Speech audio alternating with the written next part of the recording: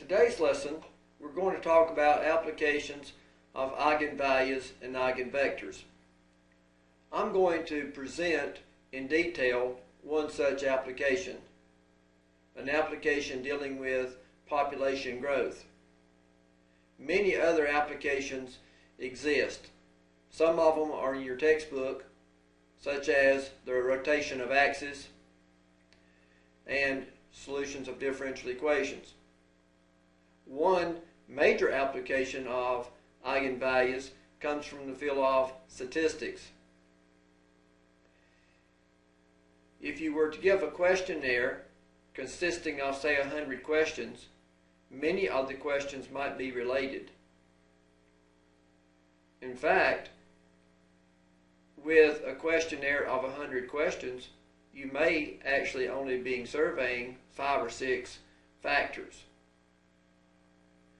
Many of the questions would be heavily correlated, which means that they're related to a high degree of linearity.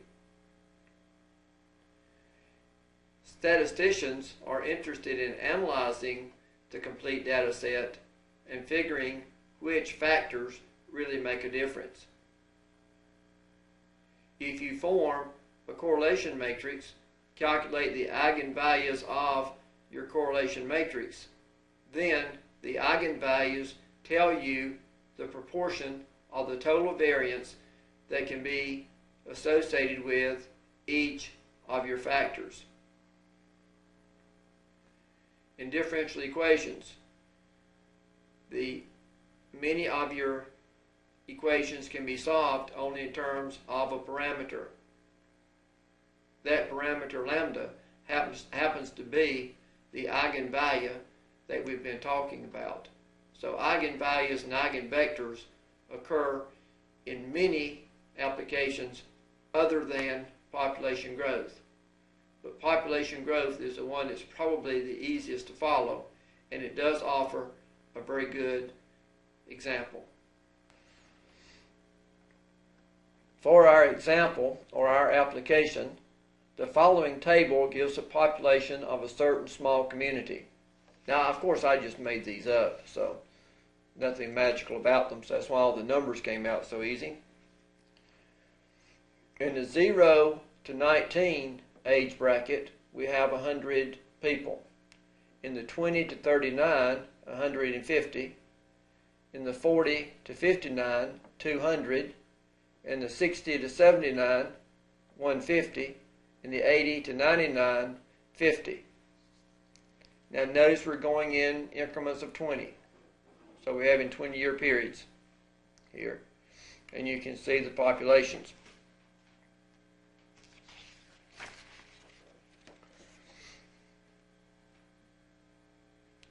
Now I'm going to give you a matrix that explains what's happening to each segment of the population. Within the matrix, the first row gives the average number of children produced by each age group. Now remember, the age groups are based on 20, 0 to 20, 20 to 40, and so forth. So the first row of the matrix gives the average number of children produced by each age group. Row 2, now that's the average number of children per person produced by each age group. Row 2, rows 2 through 5, give the probability that a member of the age group will live to become a member of the next group.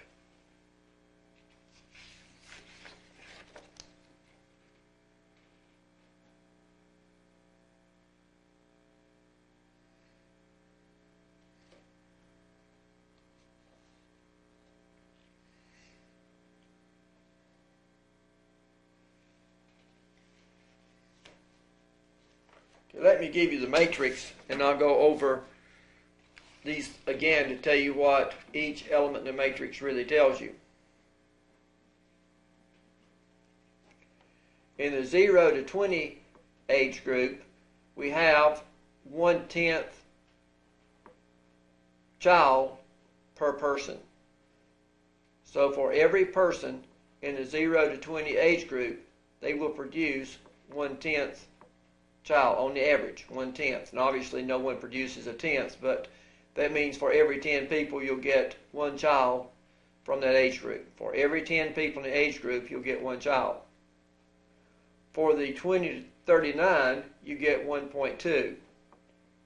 See, this would be the childbearing years, your prime childbearing years, 20 to 39. So you expect 1.2 per person. By the time you reach 39, your childbearing probabilities go down to 2/10. So this means you have 2 children for every 10 people. Once you go above the 69, you expect none. So 60 to 79, no children, and then 80 to 99, no children.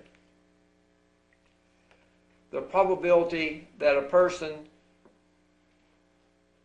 within the first age group, 0 to 19, will live to enter the second age group, 20 to 39, is 0.98. So 98% of all the people in the first age group will live to belong to the second age group. 95% of all the people in the second age group will live to go to the third age group. 90% of all the people in the third group will live to go to the fourth. And 70% of the people in the fourth age group will make it to the fifth. And in the fifth age group, no one is expected to live. So no one would be expected to live beyond 99.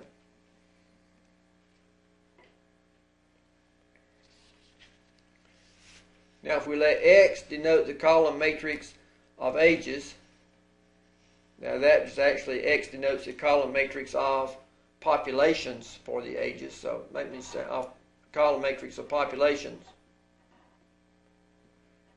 by age.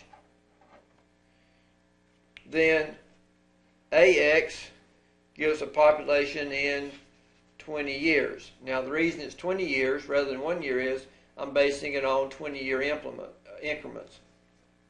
AX times X gives the population in 40 years, and so forth.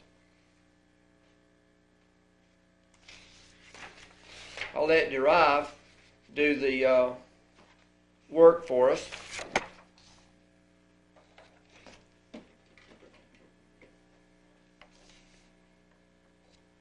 And I created a column matrix giving the populations by age. This is the same, these are the same numbers I gave you in the table.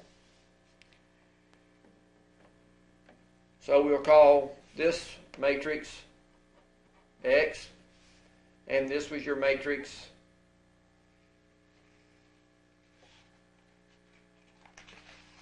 A that I've just explained. So I'm doing A times X. So after 20 years, this would be the population in each of the age groups. After 20 years, we have 230, 0 to 19. We'll have 98, 20 to 39. We'll have 143, roughly, 40 to 69. 180 from the, which you see, this would be 0. I need to write them down so we can see. This would be the number of people that I had up to 19. This would be 20 to 39. This is 40 to 59. This is going to be 60 to 79, 80 to 99. So it tells the population for each age group. Now if I multiply A times this answer again, I'll get the population in 40 years. So the population in 40 years, you can see this. I had Derive do the approximation. So in 40 years, we'll have about 169 people in the 0 to 19 age group. We'll have about 225 in the 20 to 39 age group, about 93 in the 40 to 59 age group, about 128 in the 60 to 79 age group, and about 126 in the 80 to 99 age group.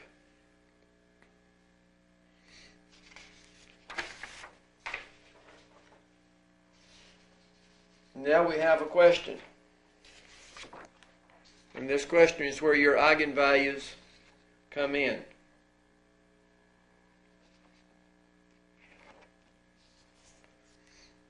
What initial population, x sub 0, will produce a stable growth pattern? Now by stable growth pattern, I mean the proportion of people in each age category remains constant.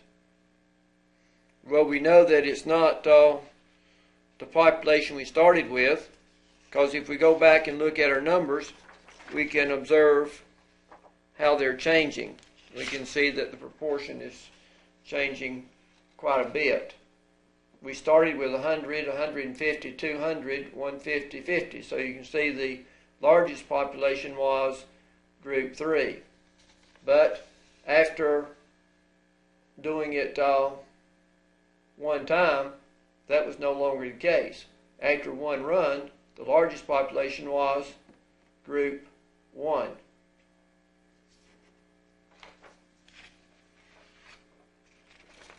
And then group 1 remained the largest, but, no, I'm sorry, group 2 became the largest after 40 years. So we can tell it kept shifting.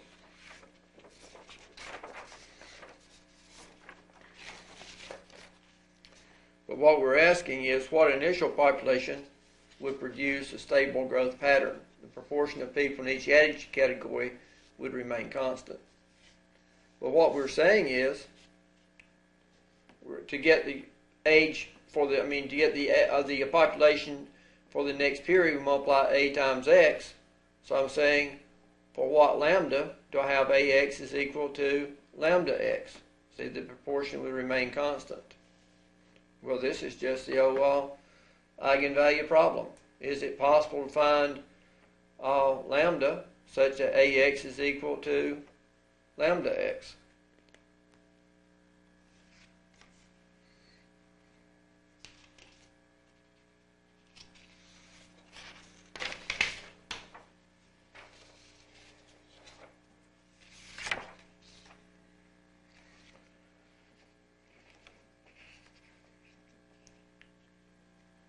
To solve the problem, one needs to find the eigenvalues of A and their corresponding eigenvectors.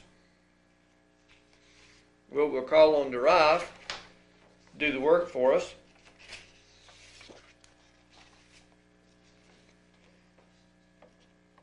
So I go to Derive. We have entered matrix A, and here is lambda I.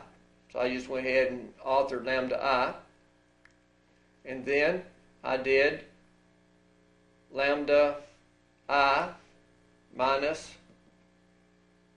A.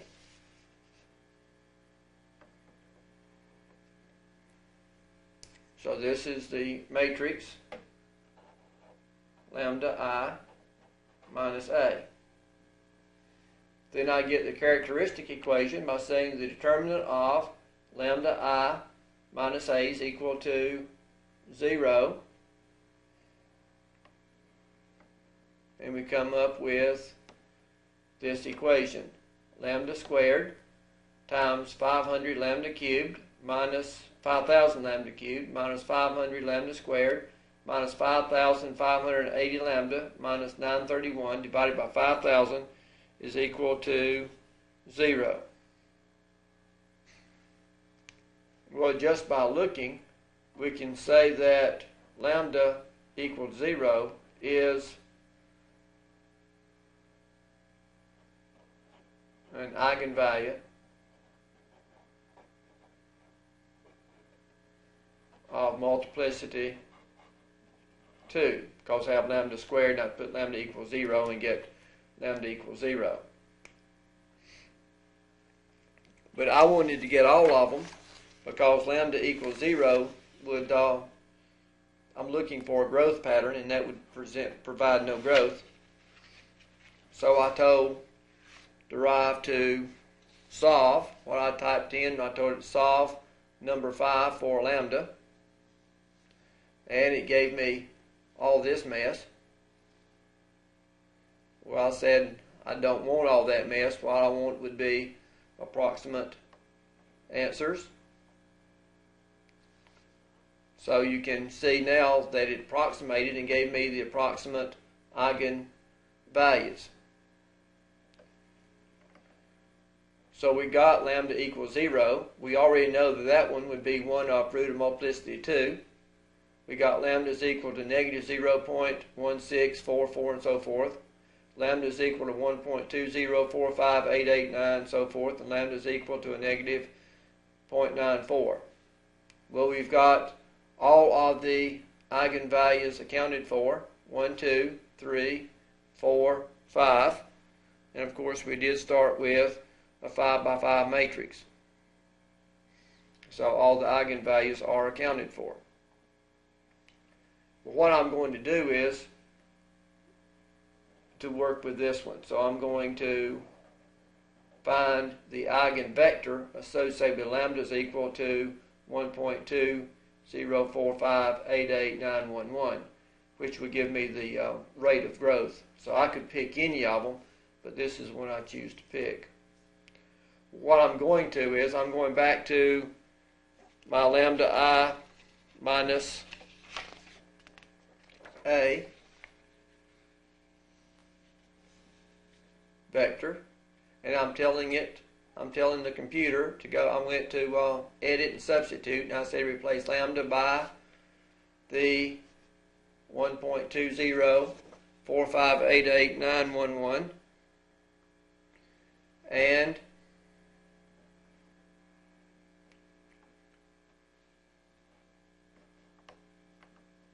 here's my matrix.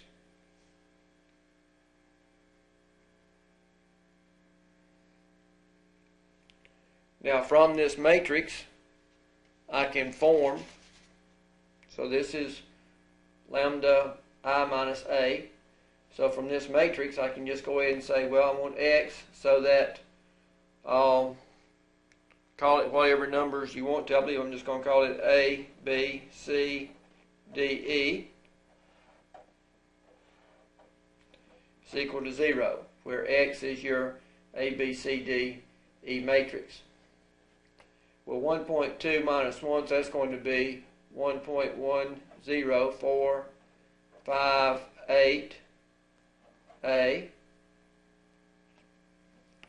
minus 1.2 B minus 0.2 C plus 0 D plus 0 E is equal to 0. A negative 0.98 A plus 1.20458 B plus 0 C plus 0 D plus 0 E is equal to 0. This would be 0A minus 0.95 B plus 1.20458 C is equal to 0. This is ABC, so that would give me a negative 0.9 C plus 1.20458 D is equal to 0. 0A plus 0B plus 0C minus 0.7 D plus 1.20458 E is equal to 0. So we get a system of 5 equations with 5 unknowns.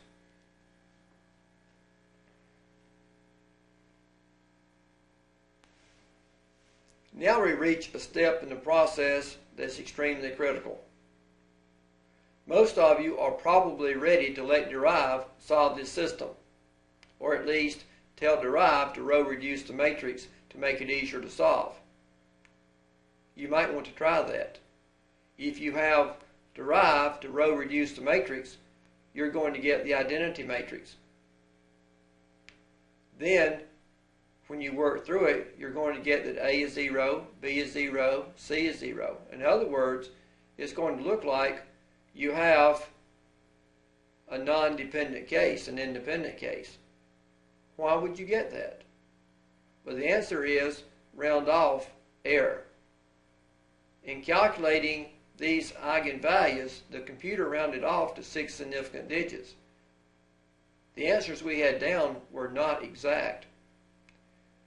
So that residual error will make it appear that you have an independent system, whereas we know the system is dependent. We started with the determinant of lambda I minus A is equal to 0. That made it dependent. But your residual round-off error will make it appear to be independent. This residual error due to round-off is a major problem in computing. It's a major problem in linear algebra. The last part of your textbook deals with this. Even though I'm not going to cover it in this course, I suggest you read through it. Now, the way we're going to have to deal with the situation now is just go ahead and assume the dependency that we know exists and work through the problem. Now let's see what's happening here. By looking, we see that D is related to E, C is related to D, B is related to C, A is related to B, and then we have this first category that should work out due to the dependency we have. I'm going down and use this to solve for D. First of all, I'm just going to say let E be 1. So I'm going to assume that we have the dependency, so we have 1 degree of freedom to work with. So I'm going to let E be 1. But if I let E be 1, that means that D is equal to 1.20458, because 1.20458 times 1 is that, divided by 0.7. Now it would be positive because I'm going to have to move the D across before I do the division. For D would equal to, go to the calculator and do that.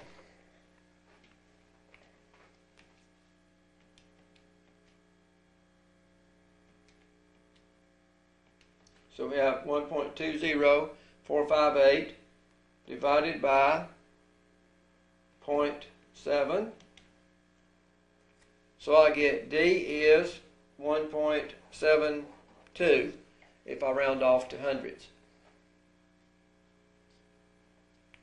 Now I can go back up. I know E, I know D. I can see that C is equal to 1.20458 times D, which is 1.72, divided by 0.9. Again, when I moved across, it would be a positive 0.96 and divided by 0.9. So that's all I'm really doing.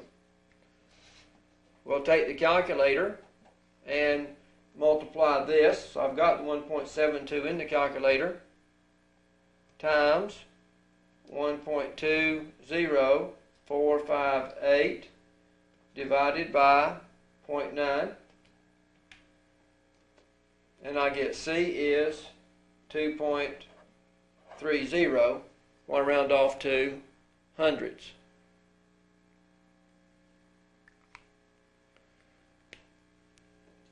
Now going back up here and looking at B, I see that B is equal to this number times C divided by 0.95.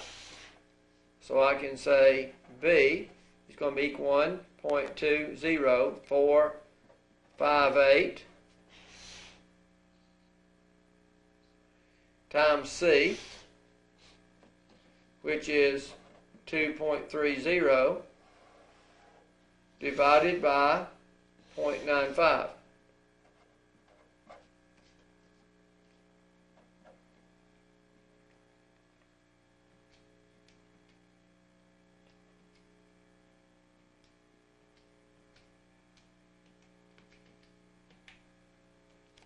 So I get B is 2.92.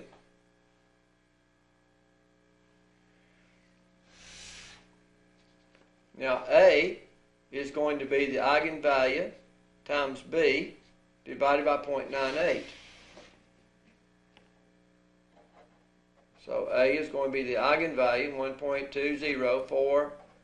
1.20458 times B, which is 2.92, divided by 0.98.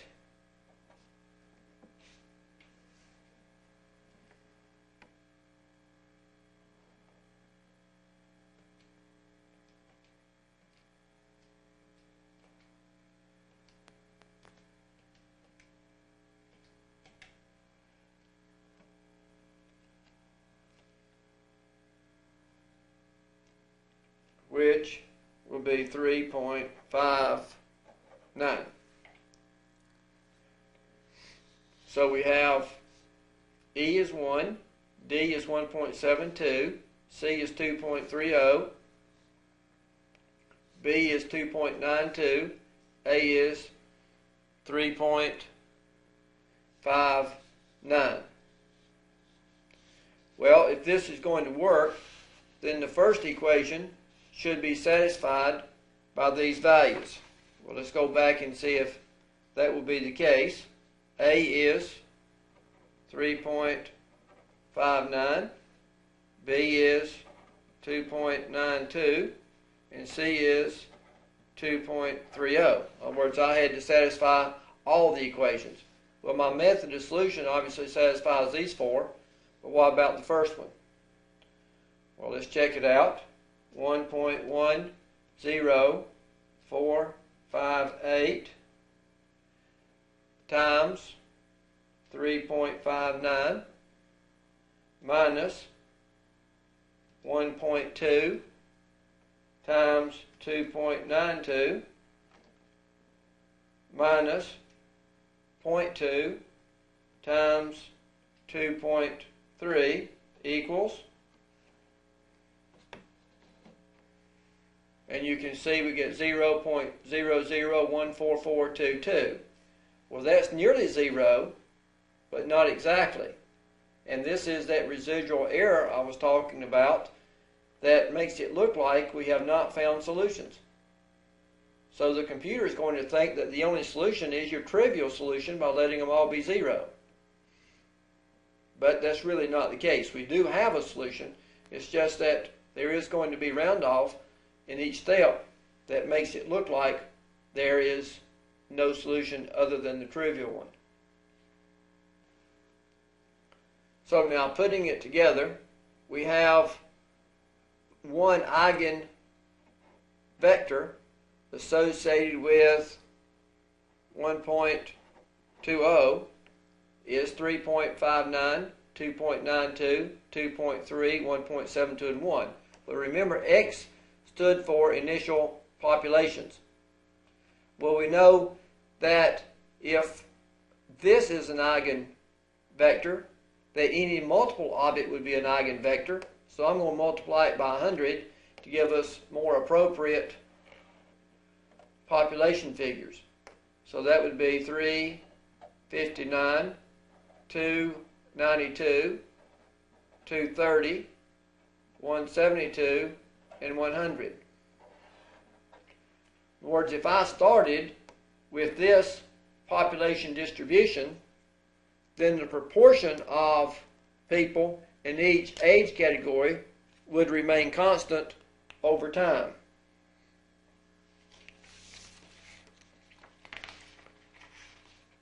I have done those calculations using Derive. Here's the new population matrix. Here's A times the population matrix, and you'll see these would be the new populations. Well, how does the eigenvector come in? Well, the eigenvector is your rate of growth. You take 359, multiply it by the eigenvalue, 1.20, so forth, and you'll get this number. Take 292, multiply it by the eigenvalue, 230, multiply it by the eigenvalue, and that will give you the new population. If I want the population in 20 more years, I multiply it by lambda. And the numbers will change, but the proportions will all remain the same. The proportion will always be the same.